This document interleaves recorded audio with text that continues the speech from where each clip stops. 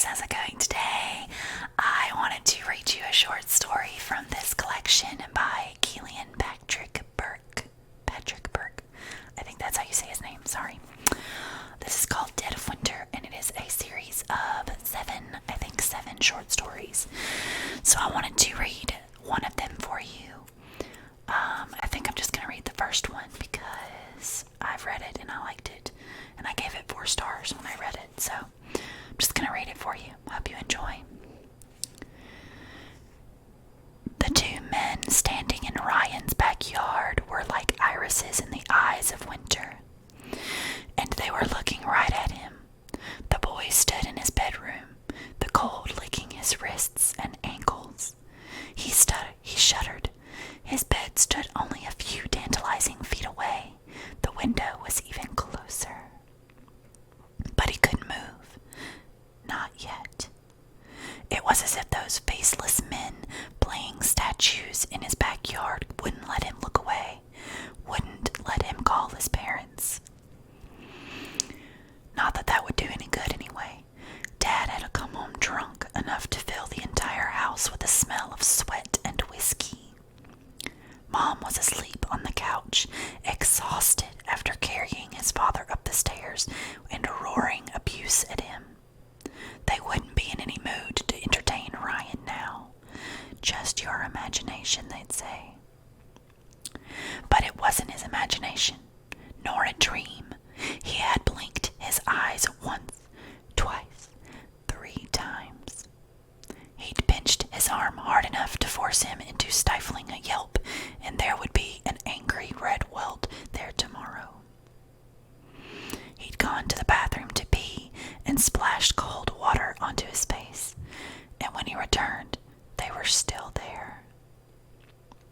2 of them, one large, one small. Faces in shadow, staring at him. He knew they were staring at him, could feel their eyes on him.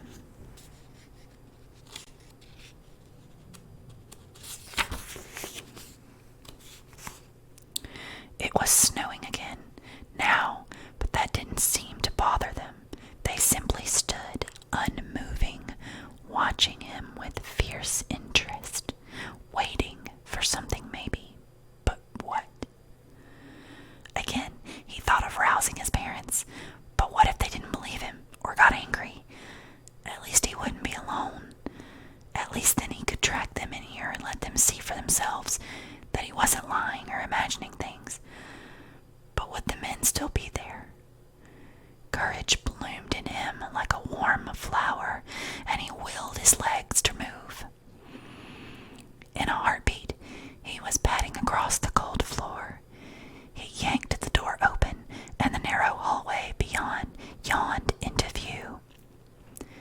His father was closest, so he hurried down the hall to his parents' bedroom and tapped once on the door, then entered the room and stalled on the threshold, halted by memory. His eyes searched the dark, finally straining the shape of a bed from the meager light spilling in from the hall. A pale oblong held the crumpled shape of a half-haired shadow, open-mouthed, gasping and gurgling. Can't wake him, Ryan thought, fearful. On his cheek, the latent print of a old wound rose like a submarine from the deep and brought a flush to his skin. The sound it brought, echoing inside his skull, was a mere whisper, but he remembered the threat was enough. "Wake me again, you little bastard, and I'll break you." No. Suddenly afraid his presence would be enough to rouse the sleeping man, Ryan eased back, wincing in time with the creak and groan on the floorboards.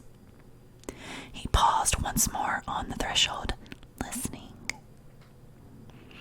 The shape on the bed shuddered, fell silent. Ryan's heart stopped. He waited, hair prickling, for a sleep-muddled grumble. "What are you doing in here, punk?" But it did not come. gasping and gurgling resumed, Ryan moved out into the hall, a heavy sigh momentarily drowning out the machinery of drunken slumber. He slowly turned the knob as far as it would go so the door would shut without a sound, and was relieved when it did so without betraying him. Safe. He was annoyed at himself for even thinking his father could help him. Dad was a mean drunk, worse than roused from sleeping it off, and yet Ryan had intended on doing that very thing. Dumb jerk. There was not a doubt in his mind that his father loved him, even if he never said as much, and would never intentionally lay a hand on his son. But when he was drunk, he changed, became possessed. He was a monster who forgot the people who loved him and lashed out at them as strangers.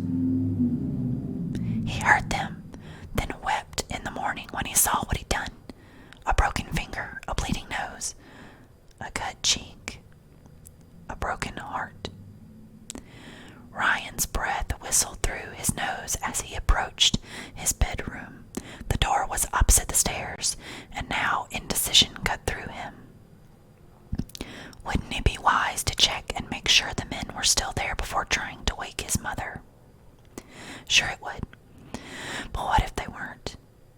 It might mean they left, their staring game spoiled now that he'd moved away from the window, or it might mean they'd moved, looking for a way into the house to get him.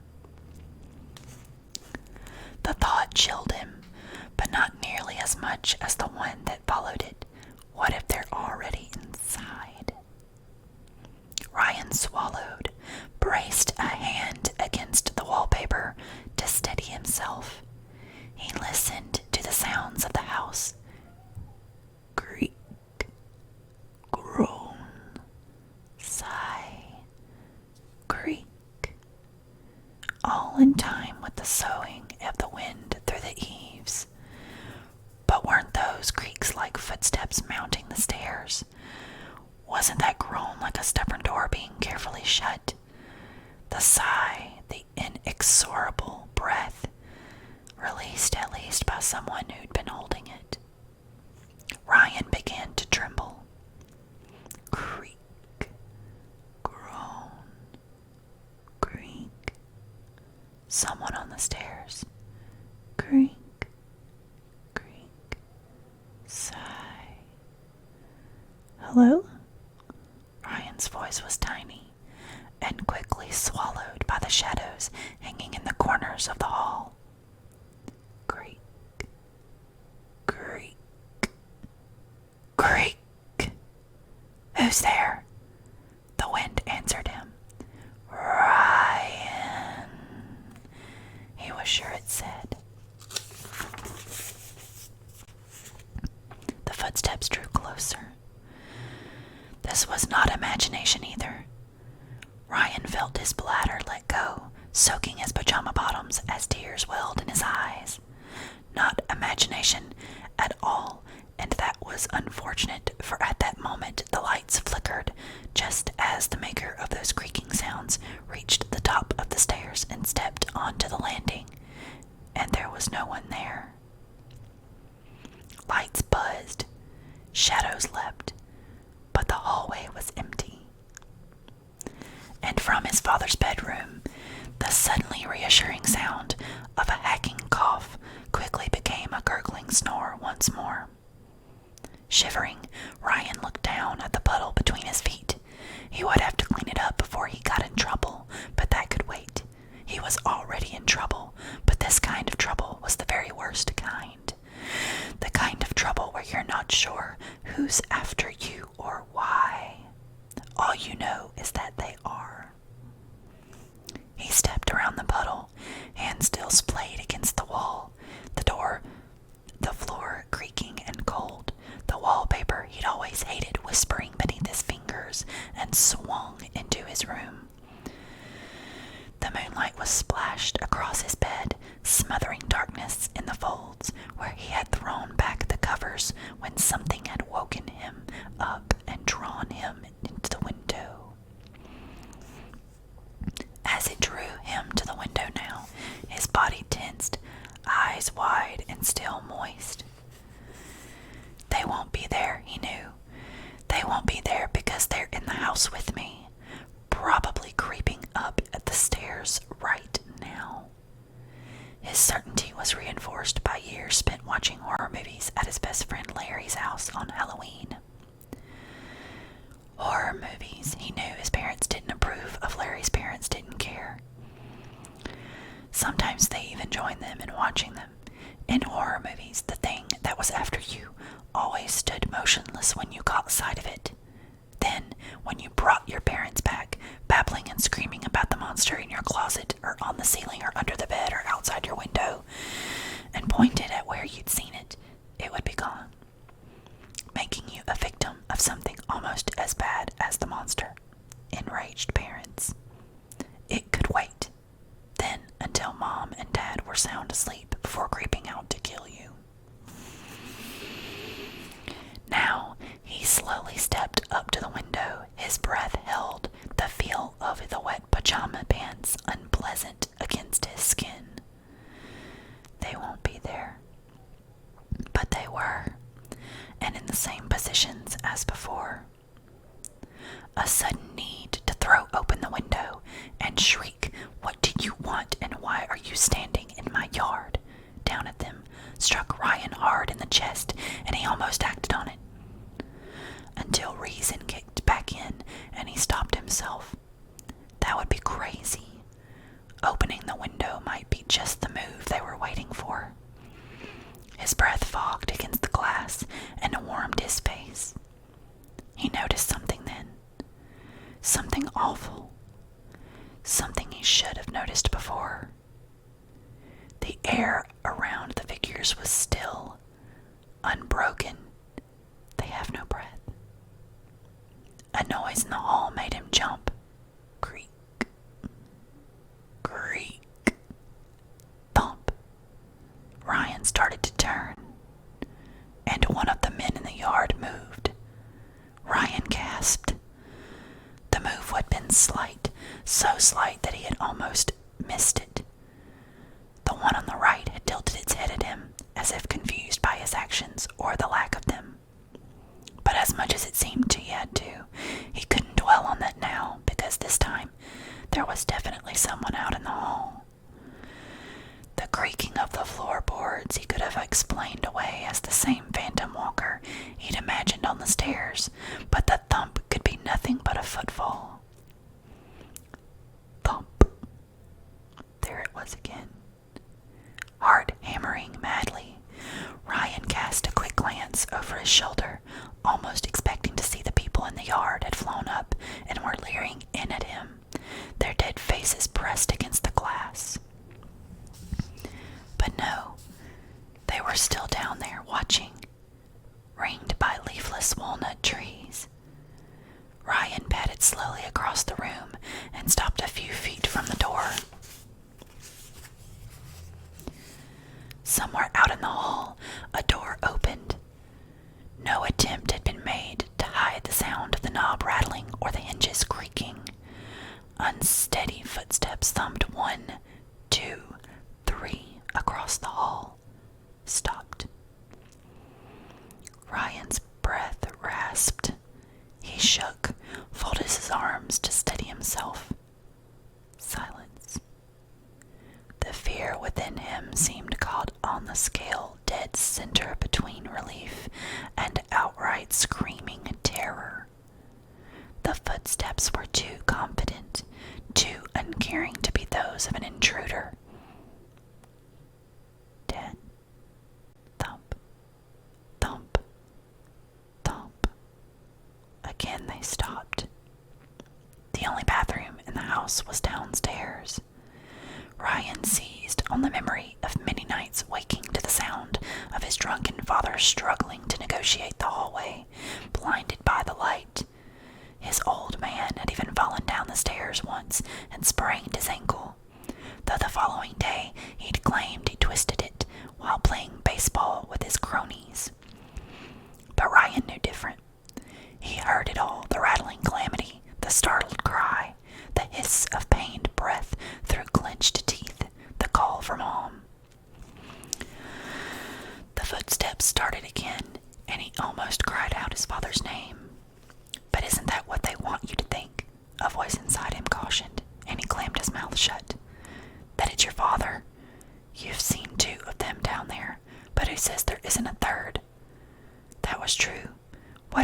another one of them out there pretending to be his father, trying to coax him out by fooling him into feeling safe. But the footsteps, they came from up the hall, from the direction of his parents' room and not the stairs. You were asleep. One of them might have crept into your father's room. He hadn't thought of that. Call for Mom. Yes, that was it. That was the thing to do. But wait, what if that was one of them out there? Wouldn't calling Mom lure her right into its arms? His thoughts felt tangled, confused, overwhelming him until he found himself crying again, soundlessly. Why is this happening? Thump, thump, thump, thump, thump. The footsteps jerked him out of his self-pity. He wiped the tears away with his sleeve and focused on the door. Something grazed the hallway wall. It's close. The thumping stopped. Ryan's gaze fell to the light beneath the door, twin shadows in the amber light cast by the feet of whoever was standing outside. Dad, he whispered. Quiet but for the wind hushing the night. Daddy, he repeated and almost screamed, almost died of fright when an answer came. Ryan. The boy stepped forward, then back, his arm outstretched, uncertainty making a dance out of his movements. It's a trick. They're trying to trick you. But how could he be sure? Don't open that door. They'll get you. But what if it is his father, squinting at the door, wondering what the hell was going on, wondering if he'd imagined hearing his son's voice? Then he'd leave, go downstairs or back to bed, leaving Ryan alone again. And that couldn't happen. Ryan, that you? The boy was at the door before he could change his mind. It's a trap, don't do it. Sobbing now, ignoring the protests of that fear-stricken inner voice, Ryan tugged the door open. The light blazed in his eyes, momentarily making a hunched shadow of the thing standing there. A noxious odor rolled across the threshold. The voice inside him fell silent. The house fell silent. Then a board creaked as the shadow moved forward a step. Ryan, what the hell is going on? Why you up? The tears came in a torrent. Ryan was helpless to stop as he rushed forward and wrapped his arms around his father's waist, almost sending them both sprawling. Ryan, hey, what's... Large, muscular arms pried him loose, and his father squinted down at him through eyes so full of red veins, Ryan was amazed he could see through them. What the hell's the matter with you? Why are you crying? The wind, Ryan started to say, then wiped his eyes and rushed back into the bedroom. No, had to check. The very worst thing that could happen now would be for him to tell Dad everything, only to have the creatures in the yard vanish like they were supposed to, like they did in the movies. Ryan. Everything was all right, Ryan realized. A surge of confidence brewing in his chest. Daddy was here now, and even monsters with no breath would think twice before crossing his father. With the foul stink from the man clinging to him, a smell he now found infinitely comforting, Ryan closed his eyes and leaned forward to look out the window. Please be there. Please be there, please. Ryan, what are you doing? Ryan opened his eyes and grinned triumphantly. Relief swelled over him. There's someone in the yard. Come look, they've been watching me all night, 2 of them. They're supposed to be there. They're not supposed to be there, are they, Daddy? And they're not breathing. A weary sigh behind him, followed by a click as his father switched on the light, casting a yellow oblong out onto the thick white snow beneath the window. There they are, come look, Ryan said, narrowing his eyes, unable to stem the excitement now that his lonely night of terror was over. Whatever those things down there had come for, they wouldn't get it now. He rubbed his fist over his eyes, felt the grit of forgotten sleep come away. He looked down and pointed at the 2 figures, now bathed in hazy Even from here, he could see the mistake he'd made in the beginning, thinking there were 2 men down there. There weren't, nor were they the wicked monsters of his imaginings. One of them was a woman, the one with the tilted head, because it's coming off, was a woman, his mother, glittering in the light, ice forming a skin over her body, holding her in place, holding her still and firmly planted in the mound of snow at her feet. "Ryan, what are you doing?" Ryan began to tremble, a whine building in his throat, trapped there with all hope of a scream.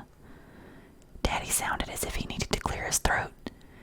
Daddy's reflection grew bigger in the window, beneath which another version of Daddy, the real Daddy, stood in his very own mound of snow, arms pinned to his sides, skin alive with crystals, mouth open and filled with snow, staring at him. The shadow filled the window, draping darkness over the figures frozen below. Ryan watched it, allowed his eyes to meet the reflection of the liquid blue sparks hovering just above his head. Gasping and gurgling, a sound he had mistaken for his father's snoring, he now realized it had been nothing so innocent.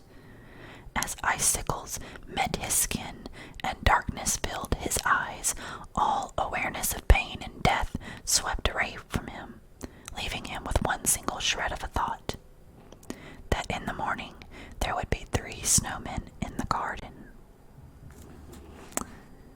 That's the story. It's pretty spooky, isn't it? I really, really like that one. These are horror stories based around the holidays and winter and snow and Christmas. So, if you would like another one from this book, let me know, because it's so good. I think I gave it like 4 stars when I finished it. That was just the first short story, so yeah, I'm excited to read you more, maybe. We'll see. I also have some short stories that aren't horror or thrillers. They're just like heartwarming stories, so I might do some of those too, just in case y'all don't like horror. I just love horror, okay? But yeah, I hope you guys like this video. Let me know what you want to hear next. I will be recording a food video soon, so keep an eye out for that. And I hope you guys have a good day. Stay safe, and I'll see you in the next video. Bye, guys.